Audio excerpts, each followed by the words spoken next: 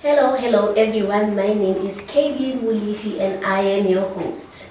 Today we are going to explore how Pan-Africanism can help us tackle the three challenges that affect our communities. I am talking about substance abuse, gender-based violence, and HIV. Pan-Africanism, it is not an idea, it is a vision based on unity, dignity, healing, and collective responsibility. So now there is a question that has been asked, that how can Pan-Africanism help us have a healthier family and to build a healthier community. Also, we will be having a guest who will be sharing her insights with us on how better can we create a safer community. Welcome, Oslinda. Thank you very much. How are you feeling? I'm feeling good. I'm optimistic. Yeah. Okay. Can you first start by introducing yourself and telling us a little bit about your background? Okay. Hi everyone. My name is Jonas. My background with this Pan-Africanism. Well, I've been very active in cultural activities, cultural beliefs, and I've recently got to get to know where I come from. Mm-hmm. So it's quite interesting. I did not know that most of my people where I come from are people who are derived from kings and queens and princesses and all that. So it's quite interesting for me to know that, hey, I'm a Zulu princess, and so it's quite interesting. And then my background when it comes to the topic for today, as we're speaking on Pan-Africanism, gender-based violence, and substance abuse with the origins of HIV. It's something that hits home very, very, very hard because I've been through a lot. I've seen through a lot. I've helped people get through their infections, get through trauma and death, and being a survivor of gender-based violence also, it's taught me a lot. It's actually taught me a lot. Yeah, I've learned a lot. Okay, thank you for sharing that with us. I can see you have a very rich background and a purpose of essence of purpose. Yeah. So it is said that Pan-African teaches us about I am because you are. Yes, it is all about Ubuntu, unity, love and protecting each other, and also that Pan-Africanism always reminds us when we work together, we will always survive. Do you agree? Yes. Well, that's what happened. That's what happened as us as Africans. Tina as Ambazulu, you'll have crows.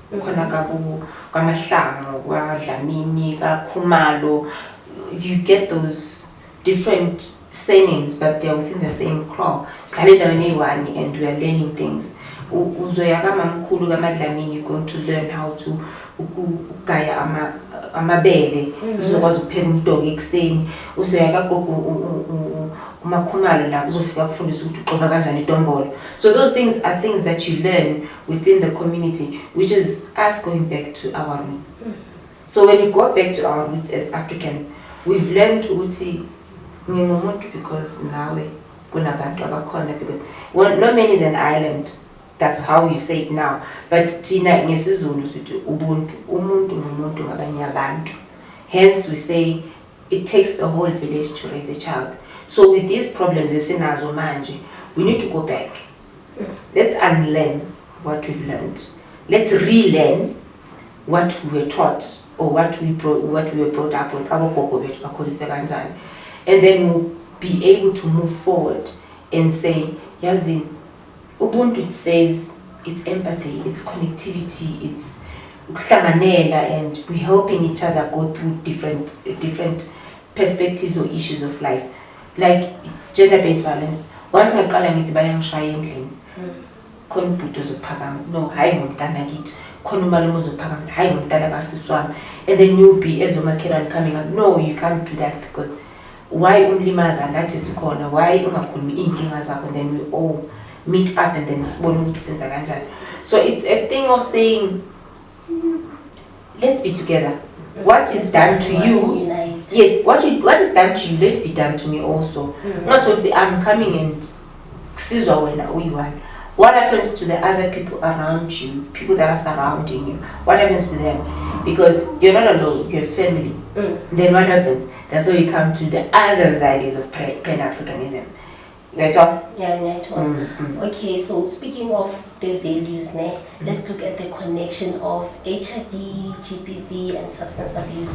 I mean, substance abuse, you can get high risky behaviors and violence, and then gender-based violence can lead to high risk of HIV. Then HIV can lead to stigmas, depression, and further substance abuse. I mean, it is a cycle, and this cycle needs stronger values or be broken. Well, KB, it's a chain. And once the chain is there, the only thing that we need to do is to break the chain. So for us to break the chain, we need to know where does it start. So for us to understand substance abuse, you need to understand that where there's addiction, where addiction starts, the base of addiction is always pain. It's not something that you come up because you're happy. No, there's always that thing at the back of your mind that is very painful. You do not deal with it, and you're trying to cope and not let other people see it. So using substances is a way of facading things that no, you're right, no, I'm okay. And once I start doing that, there's something corners of figure in class at this will make you feel better, to make you forget. Then you go from this to the next thing, to the next thing, to the next thing, and you end up being addicted. Exactly. Yeah. So when it comes to gender-based violence, it's mostly perpetrated by substance abusers or substance users, because there's some people that just only use substances, not really abusing, and they become abusive towards the next person. Let's say you're dealing with your upbringing, maybe you've got anger issues, especially guys, especially they are angry, they don't want to talk. Instead of them talking, they talk on my face. Yeah, their outlet of saying what in kinga is ukshaya, because agakwazi ukukhuluma, so the best thing ukuthi akushaya. Speak. And siyabapompa ne. Yeah, get the song, and then it's like, okay, oh, it's enough. Why? Give me that dignity back and say, Baba sending, or you are the man who's providing for me, you are the one who's supposed to protect me. So it's mean I need but we're already taking it over for ourselves. Because one, it's not bad. We can do it for ourselves. So do we really need them? So they feel that pressure, it feels good, so I have to understand it. I have to do this for you. Then and then when it comes to HIV, well, it started a very long time ago. Through my research, I found out that since the early 20th century, the first sighting or the first known HIV infection was around 1903. So in 1903, there was traders from now called Cameroon. Now it's Cameroon, the country. So it was that side where they found, I would say, we call them amphibians, and your monkeys and your baboons, those ape beings. So they were the ones that had the virus within themselves, which was called, it's called what? I'm sorry, let me just look through my notes, because I wrote it somewhere. It's it's interesting. It's Sanian immunodeficiency virus. So it was SIV before, because it came from animals, and at that time it was called a zoonosis. Zoonosis meaning a disease transitioning from animals to humans. Wow. So it transitioned from apes to humans. The reason why is because we Africans, we are hunter-gatherers. That's how we got our food. So when we went out, we were hunter and you come up with number 8, you kill them, and then you get your own cuts and bruises, and there you encounter that ape, and then and then they share, and then once it came into humans, now it's no longer for sapiens, it's now for humans, hence it's called human immunodeficiency virus. You know what you're saying is very important, because people don't know how HIV can travel. They just think through sexual abuse then you can get HIV, but there must be a cut. Yes. Very true. And the only thing that we know about HIV is that it's celebrated on the 1st of December. Background. So thank you so much for sharing that information. It is very, very, very, very it's quite interesting. Yeah, it is interesting, because through my research I've seen a lot of things. I've come up with this HIV-1, that's the most common one around the world, where it came from chimpanzees in Central Africa.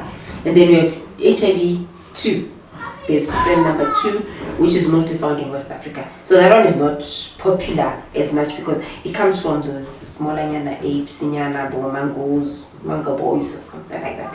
So those monkeys, they're very small. So it's like maybe they were being pets, or they wanted to use them for scarves and stuff. So that's where they kill them. But it's not that general. It's less severe than HIV-1. So HIV-1, it entered as a global pandemic in 1908. So once then it started, it became a trend, because why? When we're trading, you move from here, you go to Pretoria, you go to trade, you meet up with people that side, they give you something. Maybe let's say you get hurt during the way, you are with other people or in the carts, because if because some carts there was no cars, and then you get those through your carts. So those cards are the ones that make things very difficult. No, I did not contract it by sleeping with the KB, right? So not sleeping with a person, you cannot contract HIV with just sleeping with a person. Yes. So there are other ways. Blood transfusion. So the blood transfusion part, I was going to get to it. Blood transfusion. So from 1908, everything was under carpet. Nobody understood what was happening. Nobody knew what was happening, especially in South Africa, because it was something that was on the down low. A lot of people that knew there was such a thing. There were people outside of the country, people in the global community, your Londons, your UKs, your USAs, your Russias, they knew there was such a disease. But it was not yet classified as what it is. So from there, the earliest that we found in South Africa was in the 1980s. Early 1980s, a group of white men, were reported to have this virus. Nobody understood it. Sorry for my English, but abantu abatholwe benad this virus were 2 men. Now sesibabiza a gay man. There were gay men that were found with the HIV virus in the 1980s. So they were the first 2 people to be infected. To be identified as infected. Oh, okay. It's first 2 men to be identified in South Africa to have had the virus. They were both white and they were both homosexuals. So everybody thought that other misconception comes. It's only for the gays. Oh, this it's is only for the LGBTQ for certain people. Yes, it's not for certain people. It's not for certain people. It's for everyone. It's just the way you contract it is different. So from 1981, it was now recognized, the whole worldwide. 82, 2 cases were reported. That's when the 2 guys were exposed. 83, that's when the first death related to HIV came up. And guess what? It was only reported then in 83. But there's been other people that were dying before, like during your 1970s to your 80s. Dying from the infection. They were dying from the virus without knowing that they had the virus. Because any infections, they were only told with TB. No, it's just pneumonia. No, it's just meningitis. Or just other diseases, other infections that are out there. As much as you know that HIV is an immunodeficiency virus, meaning it kills your immuno cells. So it kills all your white T cells. So you cannot fight, your body cannot fight anymore these other infections. Hence, TB is the first one that people get, especially when you ask symptoms of HIV. The first one will be a flu-like thingy going on. Then it lasts for more than 2 weeks. It's uncontrollable. Ihamba ibuye. Flu yakon. Ihambe ibuye. It can last for about a month. Look, ihamba ibuye, and then that's when you find out, no, you gotta have yourself checked. Then more forget clinic, no, it's question. Then you get his question that tells if you have a TB. So once they catch TB on you, back then in the 80s, they would ask for his question and then they'd immediately ask for you to test, just like now what they do now in the 2000s. So back then it was in and out. We trading, we moving, Gauteng is growing, and people are coming in, people are going out. People are coming in, people are going out. People from Cameroon, from Tanzania, they're coming down. And guess what? There's an island. And then they figure by shot and they have women, and they leave the women. It's spreading. That's just spreading. That's when it spreads. With between 1981 and 87, it's spreading. It's going out there. Then from 1987, that's when they start saying, there's something going on. We have identified it. 2 people already died from it. Now we know that we have a problem. Then let's see where we start we told with they started with pregnant women. Antenatal treatment take to start. So when you go to antenatal in the 1988s or your 89s, they'll check for mothers, especially the new mothers. Do you have HIV? That's when they started testing. So from there on, it went to the 91s, 92s, and in 1992, already the growth of HIV in pregnant women was already 2.2%. It was not known, but now it's growing at a very speedy rate. It was growing very fast. So by the time 1994 came through, democracy, everything is like, we given isn't just nini. Yeah, you are free. Now you can do this, now you can do that. Only to find out, the children need antiretroviral treatment. So now something has to be done. So what do we do? That's when they went out, found a treatment from the USA. The USA is like, give the children a Varapin so that they don't get transmitted the disease from the parent, from the mother. That's how antiretroviral treatment came to be. But antiretroviral treatment was not given to people to the kids until the early 2000s. So it was negotiations up until 1998, where the first, the National Strategic Plan on HIV was named. So what you're saying exactly is that today there is a cure for a pregnant parent to protect their children. Yes. Oh, that's great. That's good. HIV positive women can now give birth to HIV negative children. That's great. So you see the stigma is going down. It's going down. But the misconceptions there's a lot are still going on. They're still going on, especially the discrimination against people living with the virus. And there's those people that are very Africanized. Those people that want to say, no, I don't believe in medication, I don't believe in That's what took most of the people that I know, the most loved people that I had. They had this conception, you would see, if they say you have HIV, now you're totally chichi. I have to have sex with the chichi, and then you be cured. Then I'll be cured. Then guess what? You spreading it more because the more Olanda chichi, what happens? They get pregnant, they get the HIV, and it's now spreading. That's how it spreads it at a rapid rate in South Africa, because the conception was wathola ichichi uzopola or wadla imbiza you're gonna be okay. I lost a very dear parent to me because he had said, Mina, I don't believe in such. And I was there when he was passing because he had meningitis. So I was like asking myself, what's going on, because I did not understand at that time. So Utemaga Zoshona he was like, no, I need to tell you the truth. Okay, what's going on? No, I contracted this disease and I've been some impies. I'm like, but you should have asked the clinic batting. No clinic batting meeting. Let me see the meds. And at that time they were still being bought. You couldn't get them for free at the clinic. You have to buy them from the doctor. Yeah, beggar. Why antiretroviral? I'm an inquisitive person. Time with food, I love to understand anything and a lot about health. So we understand what's going on. After his passing, that's when I only found out, no, he had HIV. The only thing that he had to do is to take the antiretrovirals and he'd be fine. Like, what? Most I could have just saved this man's life and he wouldn't have left me like this. So that's when I started finding out to know what's going on, where did things go wrong, why the misconceptions, why are people talking about ezinto and yet they're making it to be real. Hence making people very scared.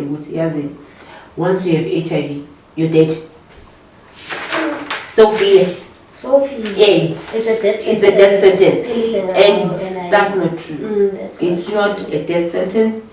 Since the year 2000, medication is rolled out. You have Vugixin, you're clinic, you get tested. Once you get tested, you find that you are HIV positive. From 2004, take it, go home. Take it, go home. Take it, go home. Just you need to be healthy and you need to be active for the virus not to overpower you. Because if once you are healthy and you are happy, stress is something else that causes resistance. As much as substances are doing the same thing. Mind you, GBV is part of stress. Causes a lot of strain on people.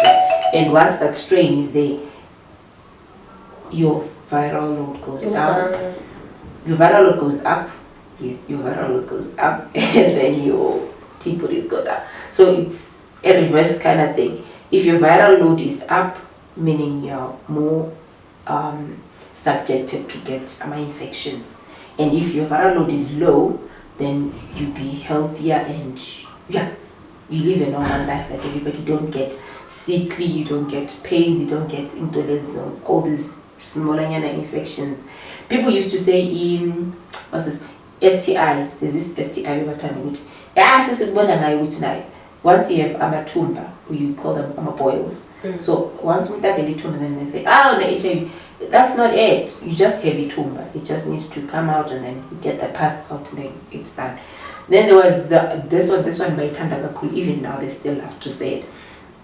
Once you have shingles, shingles is like a but ibhande ibhande kasuthu balekele bande isizulu ibhande nini babies umlilo wabaphansi.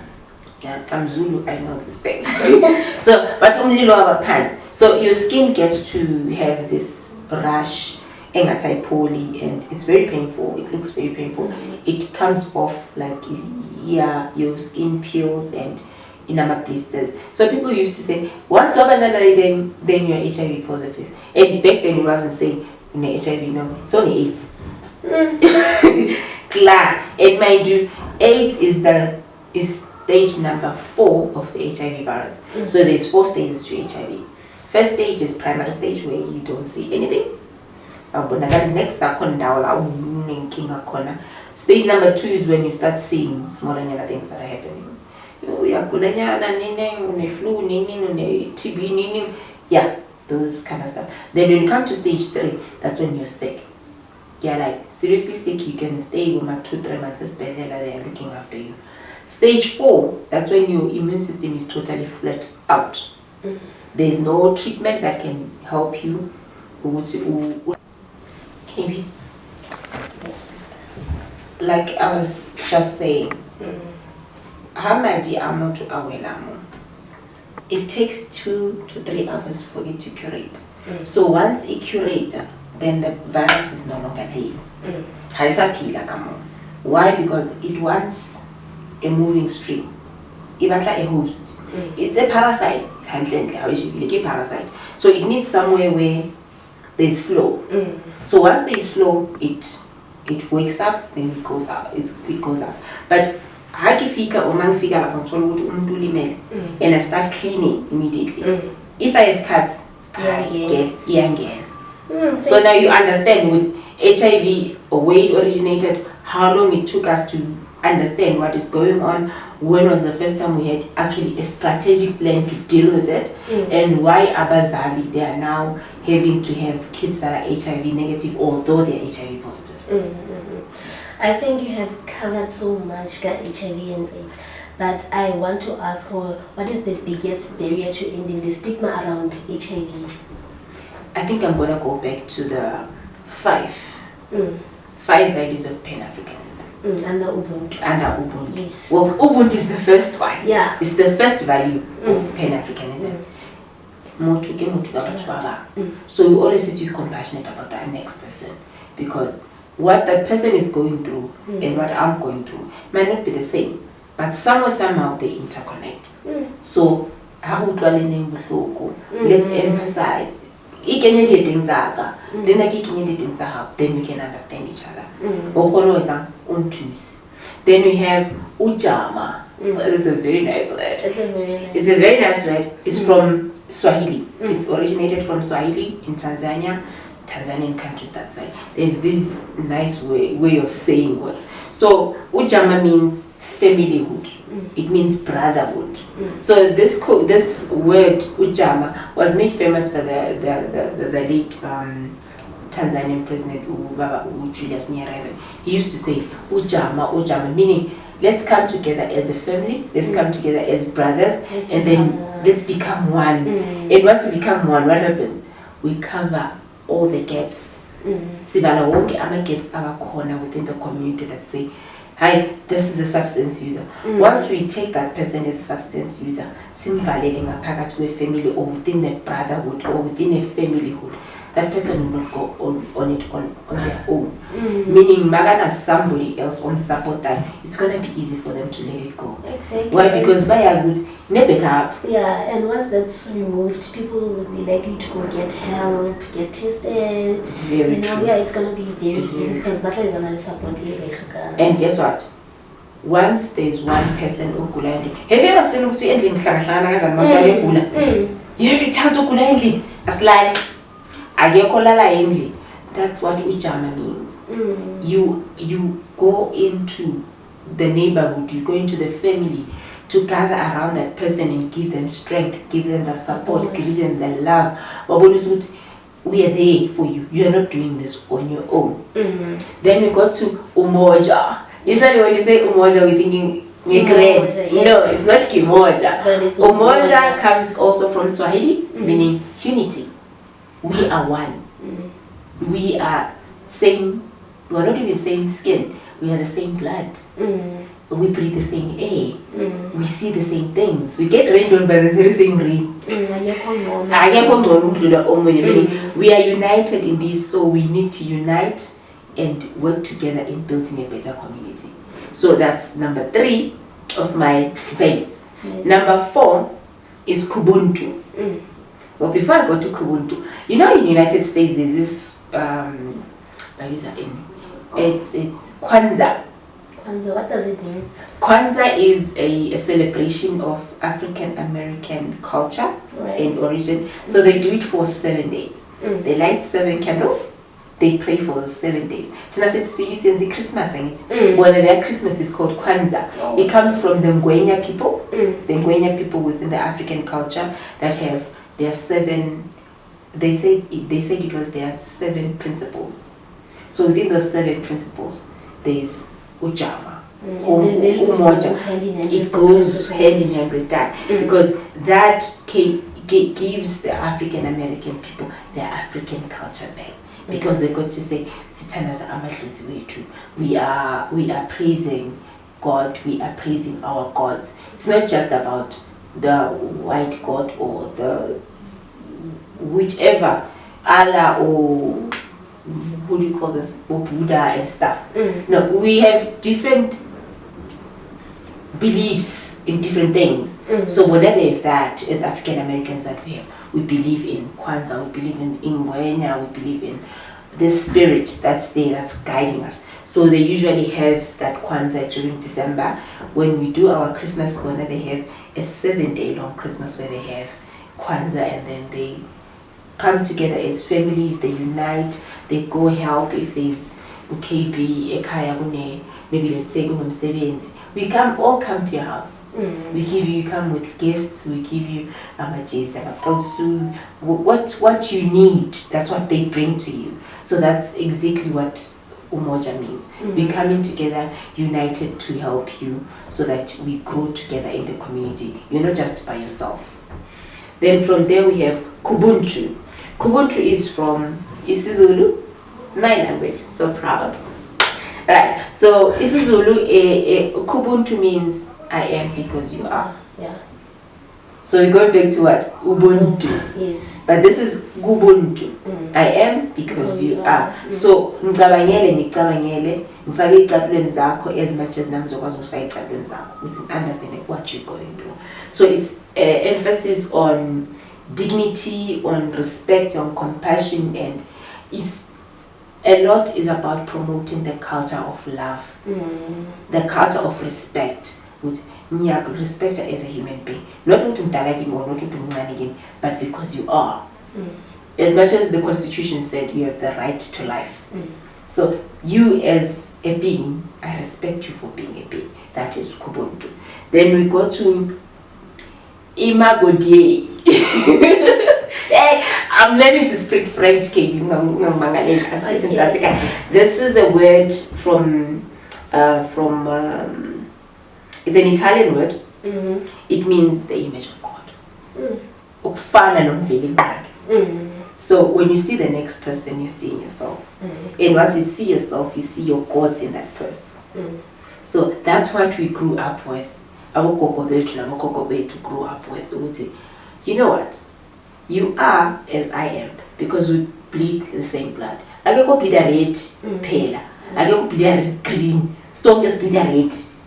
It doesn't matter what ugupi, unjani, whether you're dark skinned or you're light toned or you're uksala, we all the same. We're all the same. Deep inside we're all the same. Ageko ngathi inhliziyo yakhe ihleli la. Ageko ngathi spleen sakhe sihleli la. No, we all have the same structure. It's just due to these males and females. Not forgetting our brothers and sisters within the LGBTQI community, because they get to express themselves differently because they are born differently. They feel uti, they are in this body and they don't belong in the body. So now we are canvassing, we are enclosing them within this ujama. Now we are having them within our community. They are our brothers, they are our sisters, we love them, we are passionate about what they are or who they are or what they want to do, go out there and be themselves. Because Africa is beautiful. It is. Africa is so beautiful. As we open Melanga and stand and watch you'll see that Africa is really beautiful. Figure like and you find the green and you're like, wow. So that's what we are. We are part of the land. As much as we are brown skinned, we are light skinned. Ngiyakuzuthola imhlabathi ofanayo everywhere you go. Khona umhlabathi uzothola umnyama le. Mawufike orange farm is a bit orangish. Mawuza ngapha unomhlabathinyana namatshenyana, ugoldnyana ubona ngathi uthi that's how we are. Sinzundu sibahle the way uNkulunkulu asenze ngayo. Hence we going back to say mangikubona I see myself. Ma umbona you see yourself. Yes. So we are mirror images of each other because we are derived from the same being. And we are all human beings. So if we understand that as we are. So I think this goes back to what you were asking me earlier on about substances. What we were talking about with gender-based violence. As I said before, I am a survivor of gender-based violence. That person, because I gave him my power. Take over. Why? Because I was vulnerable and he played on my vulnerability. I was very weak. I had nobody else to turn to but God, we were overcome at that particular time. And then they took over. They took over like my life in the most undespicable way I can ever imagine, because bengavumeleka nokesitolo. Asizogiyela mina esitolo, go buy whatever you need to tell me. And every time I go out, to know, don't go out. Bazobona, bazokushela, they're gonna take you from me. Okay, so Tina Sasakulane, there was this thing, collective responsibility. A child is not only raised by the parents but by the community. And children now have awakened to community play a very big role in our lives. So how do you think the community can create a safer space and support for recovery when it comes to substance abuse, GBV and HIV? Well, as much as I was still telling you about my experiences with gender-based violence, it was a community that helped me to get out of that place. So you see, still it takes a village to raise a child. It takes a village, and she's not my mom, she's not my parent, she's nothing to me, or he's nothing to me. So guys, community but now come to think about the youth of now, even the parents of now. Mkhuzi mntanami uzongithola kahle. Yo. Mkhuzi mntanami uzongithola kahle. Why are we doing that? Kumosha thina. Kumosha thina. As much as I'm saying, it took somebody, a parent, who's asking me, Linda, it's enough. I can't watch you get hurt like this every day. I can't have your tears every day. Mama, yes, it can't. It was a one woman who said to me, I know what I'm mama, but I'm going to be your mother right now. Then I remember the times in Sakuli, so Coco used to tell me, Mafia and Kalago show back.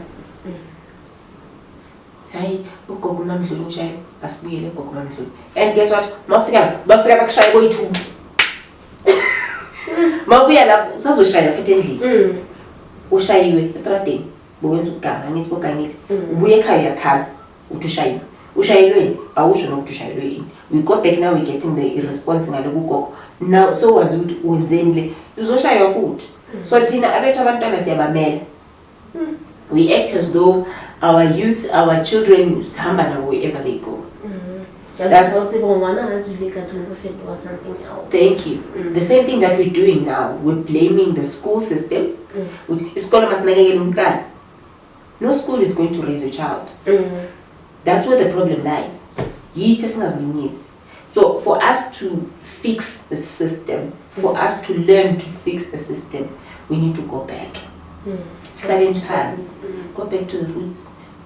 As much as we have programs as a parenting and caregivers, those programs are the best programs for us to learn.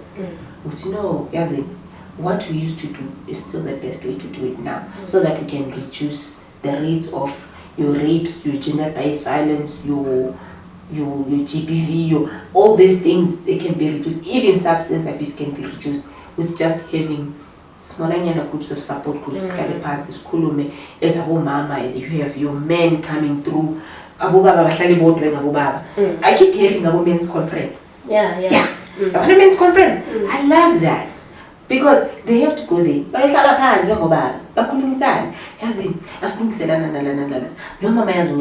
Somebody will tell him how to deal with his anger without resorting to substances or resort to gender-based violence. Same way with us women. Siyakwata, siyashayana, bese siyakwata. Masiqeda ukukwata ngizophakamisa wena like this. Mangikushaya kwenzakala. Ngiyokulimaza mina.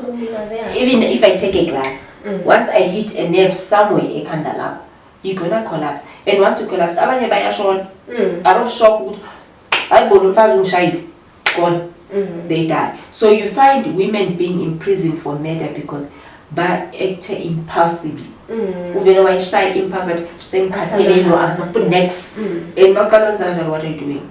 Ushiya abantwana abantwana abanye anger. Kids start having those rebellious ways of doing things. then they end up going to substances.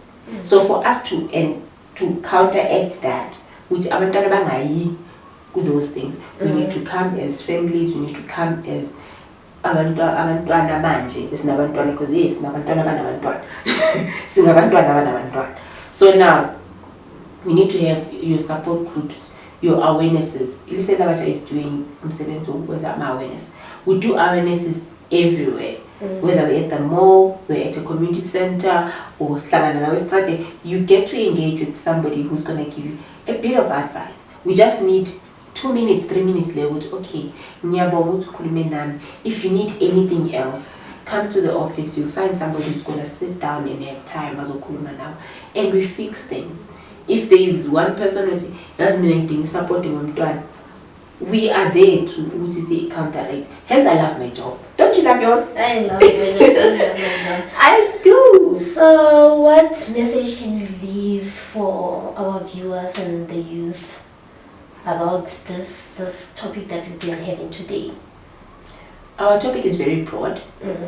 Our topic being broad, as in the beginning I've said, it's a chain. It needs us to break it. So for us to break the chain, we need to start talking. We need to start coming together. If you don't understand, ask. There are people out there, abogogo. They are there abogogo for a reason. To guide us. You're so sit down so how can you help me through this? We've got services as a social development. They are there for free, for you just to knock on the door until you see so. And then there's other places where you can go, your powers. You go to power, and if you just need to breathe, just to say whatever is hurting you. In my clinics, we now have social workers that go there. We have got your psychotherapists. We've got counselors, people who counsel you just for you to be okay, for you to have your mental health. Guys, mental health is important. Your mental health is so important because this is the engine of your whole body. So if this engine is not working, I'm sorry, KB, it's a problem. That's what you can allow. So once they say shuts down. Thank you. The whole body just shuts down. So if you have a problem, speak out. If you feel what's alcohol, write a note. Bali diary, bali peshana. If you need KB will read it. KB will understand. And if I understand, she'll ask, okay, how do I help such and such a person? I'm asking for help. If you can't help me, then you insist that I can't. To meet somebody else. I think this person will be able to help you. If you then you take me to that next person. Because some of us, we tend to think people are judging us because of what we're going through. I used to be like that. I feel we am judged. I'm telling back to my face. That's what is making a community to not be able to speak out or to get understanding or to get usizo, because we have people that have hurt us before. We've got people that have judged us before. As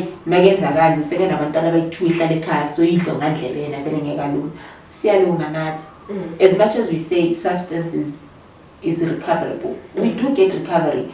Although it's a chronic disease, it stays with you for the rest of your life, just as HIV is. For you to recover, it's for you to say, I am ready. Yes. Without you being ready, then there's nothing so yet.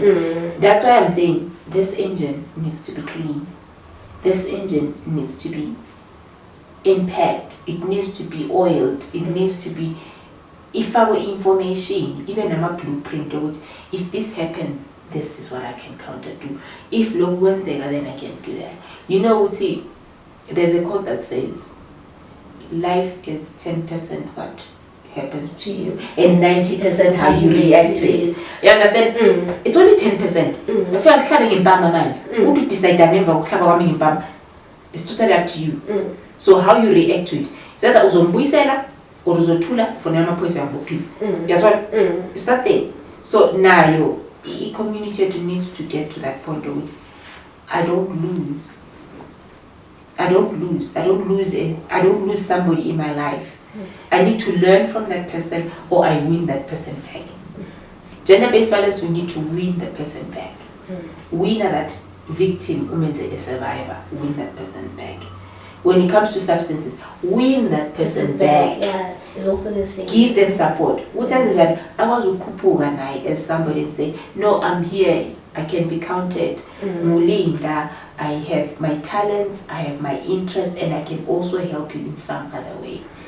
Thank you so much, Linda, for joining us. I mean, you have been giving us information like this. So thank you so much for joining us. It is an honor to have you as a guest, and also thank you to our viewers. Remember to stay tuned for our next episode, and also remember to subscribe on YouTube and follow us on our Facebook page. Remember, Pan-Africanism is not an idea, but is a way that can help us transform our community. So HIV, gender-based violence, substance abuse, until